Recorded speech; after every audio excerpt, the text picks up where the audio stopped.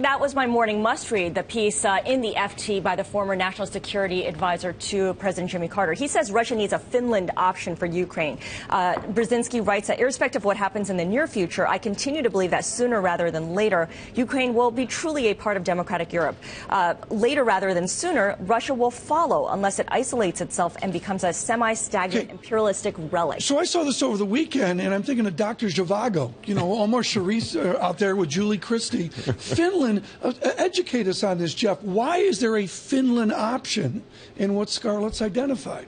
The Finland option means that Finland did not join NATO. Finland was seen as a buffer, in a way, between West and Russia. Russia's very sensitive to its neighborhood. After all, it's been invaded from the West throughout its history, and it takes seriously not to have NATO reach against its Is there borders. a Ukraine option, Richard Falkenrath? I don't think so, because Finland was militarily neutral, but it was clearly aligned with the West, and over time closer and closer to Western Europe. And that is as much a threat to, maybe not as much a threat, but that is a threat to Putin in a way that 50 years ago, tank divisions on the border would be a threat to Putin. He has a different point of view about how these countries should be governed.